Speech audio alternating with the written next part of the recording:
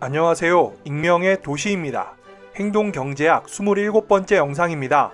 오늘도 시작하기 전 여러분의 구독과 좋아요 부탁드립니다.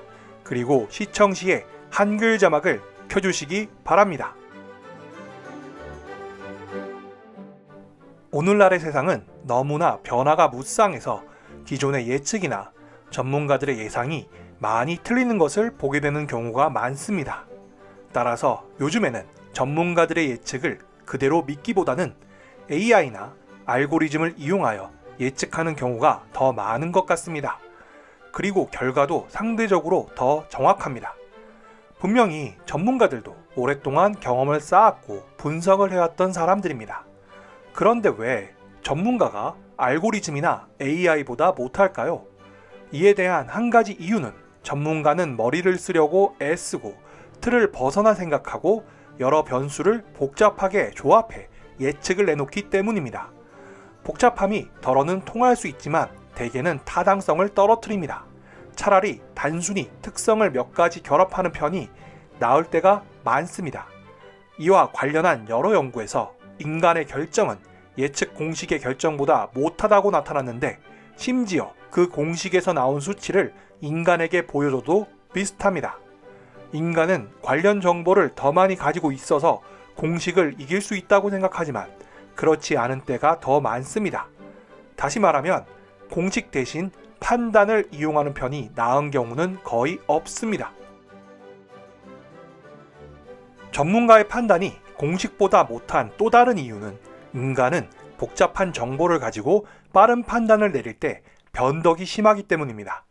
같은 정보를 두 번 평가하게 하면 다른 답을 내놓는 일도 흔합니다. 변덕의 정도는 종종 심각한 우려 대상이 되기도 합니다.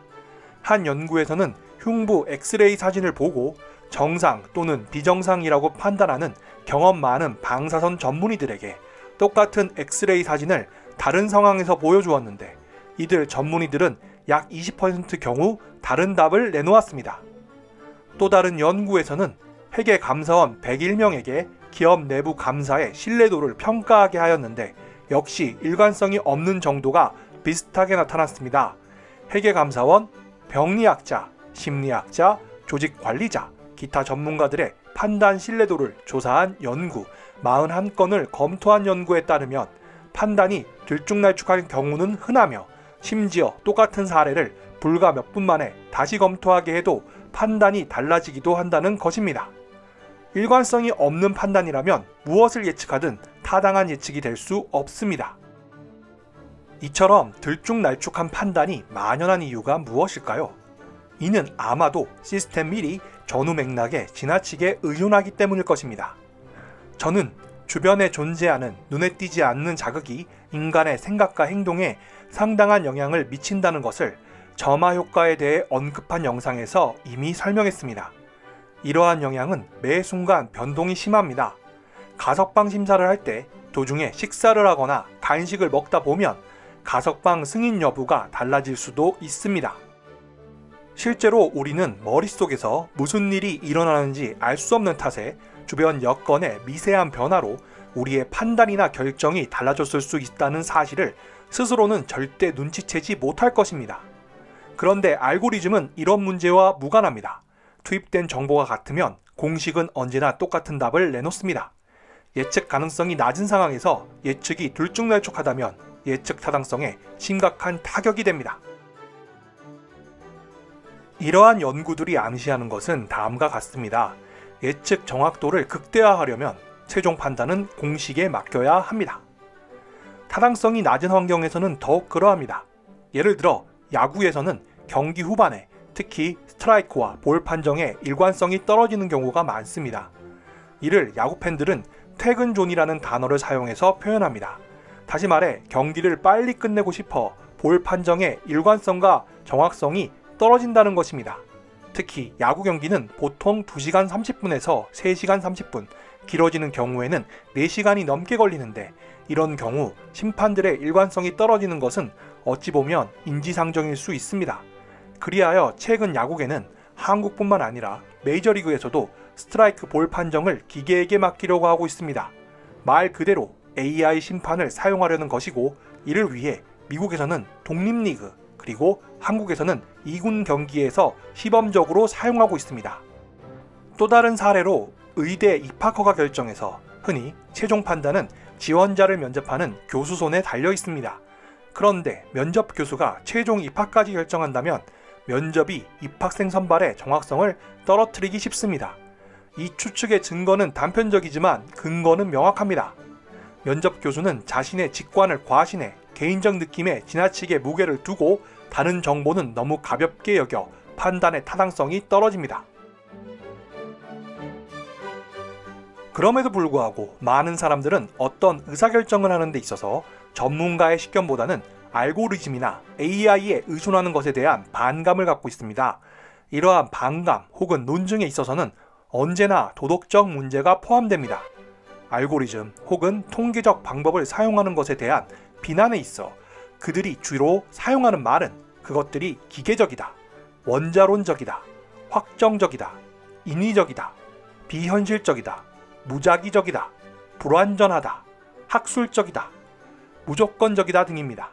반면에 전문가의 식견을 지지하는 사람들은 그들의 식견에 대해 역동적이다, 보편적이다, 의미가 있다, 전체적이다, 미묘하다, 공감이 잘 된다, 맞춤형이다, 체계적이다, 풍부하다, 깊이 있다, 진실하다, 민감하다, 정교하다, 현실적이다, 살아있다, 구체적이다, 자연스럽다 등으로 표현합니다. 이러한 태도는 우리들도 이미 알고 있습니다. 몇 년 전 프로 바둑계의 전설적인 선수인 이세돌 선수와 구글에서 개발한 알파고와의 경기에서 대부분의 사람들은 같은 인간에게 마음이 끌렸고 이세돌 기사가 승리하길 바랬습니다. 알고리즘이 인간에게 영향을 미치는 결정을 내린다는 사실에 반감을 느끼는 현상은 인위적인 것보다 자연적인 것을 선호하는 다수의 성향에 근거를 두고 있습니다. 예를 들어 유기농 사과와 평범한 사과 중 어떤 것을 선택할지 물었을 때 사람들은 대개 100% 자연산 사과를 선호합니다. 심지어 두 사과가 맛도 같고 영양 가치도 동일하고 똑같이 몸에 좋다고 알려줘도 다수는 여전히 유기농 과일을 선호합니다.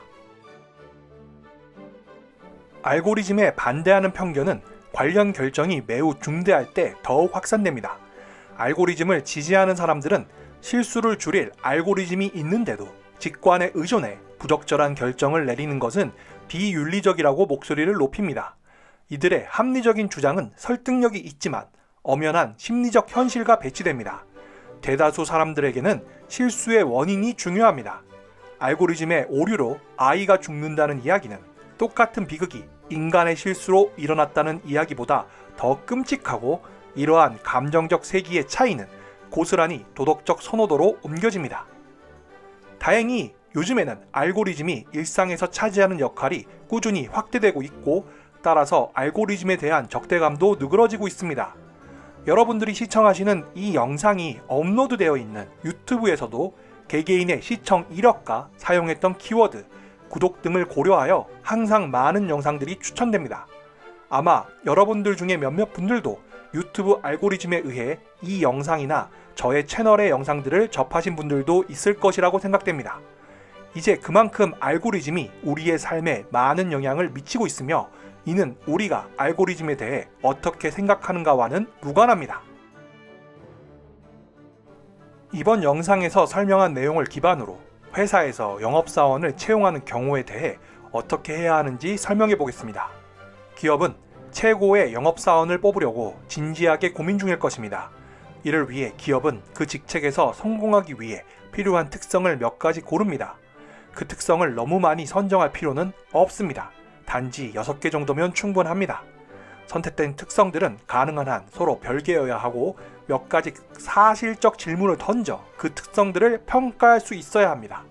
다음으로는 각 특성마다 사실적 질문 목록을 작성하고 가령 1점에서 5점 사이의 점수를 준다는 식으로 측정 방식을 선정해야 합니다. 그러나 중요한 것은 선정 과정에서 후광 효과를 피해야 합니다. 이를 위해서는 특성 하나에 점수를 매긴 다음 다른 특성으로 넘어가는 식으로 한 번에 하나씩 정보를 수집해야지 이 특성에서 저 특성으로 왔다 갔다 해서는 안 됩니다. 마지막으로는 모든 특성의 점수를 합산해야 합니다. 그리고 최종 결정을 내리는 사람은 눈을 감으면 안 됩니다. 더 마음에 드는 사람이 있어도 최종 점수가 가장 높은 사람을 뽑겠다고 다시 다짐해야 합니다. 흔히 하듯이 준비 없이 면접을 실시해 직관적 판단에 의지해 사람을 뽑을 때보다는 객관적 점수로 뽑을 때 최고의 지원자를 찾을 확률이 훨씬 높아집니다. 정리하면 우리는 우리의 직관에 지나치게 의존하기보다는 객관적인 점수를 산정하여, 다시 말해 알고리즘이나 공식에 기반하여 결정을 내려야 한다는 것입니다. 오늘의 영상은 여기까지입니다. 지금까지 시청해 주셔서 감사합니다. 이상 익명의 도시였습니다. 여러분의 구독과 좋아요는 영상 제작에 큰 힘이 됩니다.